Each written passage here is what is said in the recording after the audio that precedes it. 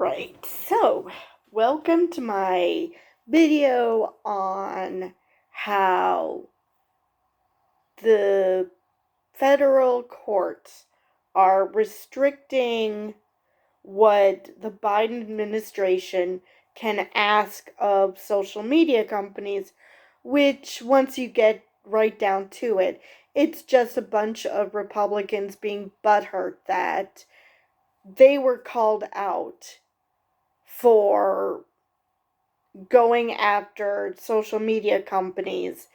So we have to even it out because the Republicans are so desperate to show that they're no different than Democrats.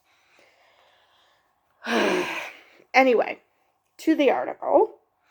A U.S. federal judge on Tuesday restricted some agencies and officials of the administration of President Joe Biden from meeting and communicating with social media companies to moderate their content, according to a court filing. The injunction came in response to a lawsuit by Republican attorneys general in Louisiana and Missouri who alleged that U.S. government officials went too far in efforts to encourage social media companies to address posts they worried could contribute to vaccine hesitancy during the COVID-19 pandemic or upend elections. Which to me sounds like, wah, they're not letting us spread misinformation, wah.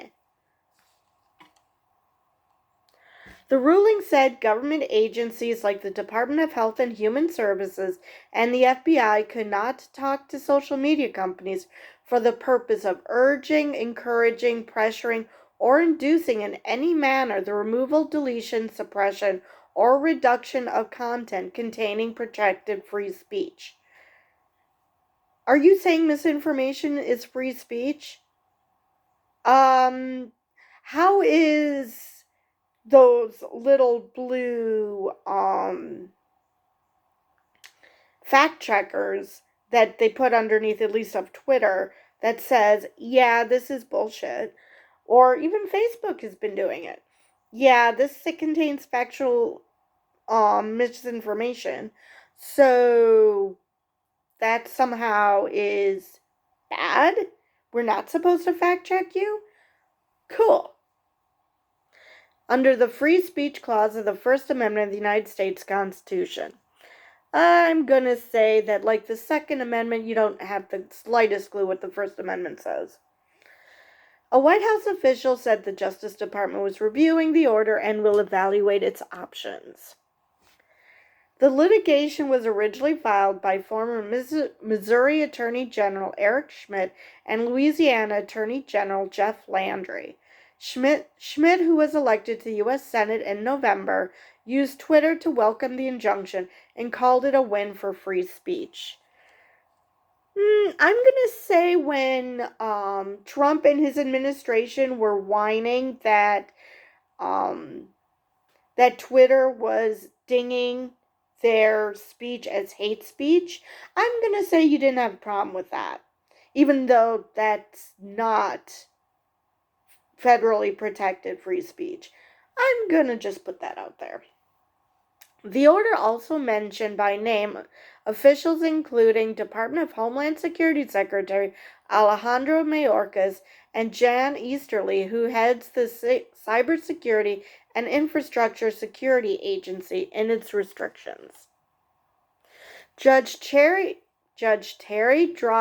Doherty, oh my God, in an order filed with the U.S. District Court of the Western District of Louisiana, made some exceptions for communications between government officials and the companies, including to warn about risks to national security and about criminal activity.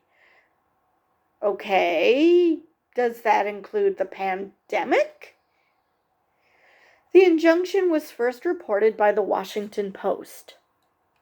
Tuesday's order marks a win for Republicans who had sued the Biden administration, saying it was using the coronavirus health crisis and the threat of misinformation as an excuse to curb views that disagreed with the government. I'm gonna say that's not happening.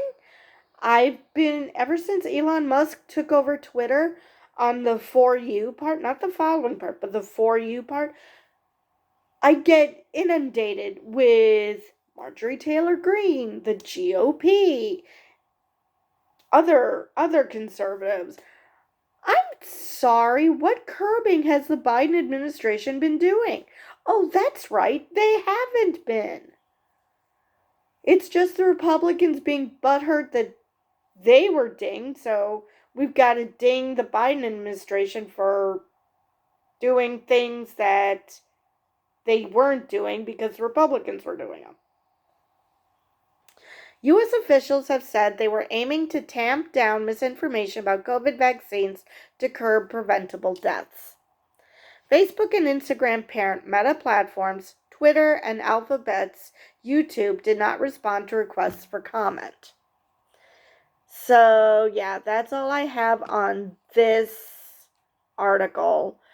But, yeah, I'm going to go out on a limb and say that the Biden administration was not doing what the Republicans claimed that they were doing, but that the social media policies of these companies just were preventing them from being hateful assholes.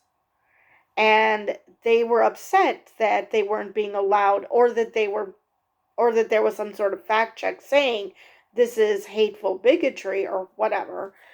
And they got upset, and so it must have been the Biden administration forced it on them rather than, that they've been actually saying hateful shit. Because that was one of their criticism years ago when Twitter started that policy, that they were suppressing Republican representatives from tweeting by saying that they're under the clause that it fell under hate speech. I'm sorry, if your tweets fall under hate speech, and it's generally Republicans and a good majority of Republicans, then maybe the problem is with your ideas rather than the rest of the world being big meanies to you. So, yeah, I'm going to say that this is a tit for tat sort of thing, that you dinged us for not being able to bully people, so we're going to ding the Biden administration simply for existing. So, I wouldn't be surprised if that was where all of this was coming from. But if anything more comes of this, I will most certainly do a video on it. And with that, I'm going to stop rambling, and I will see you guys in the next video.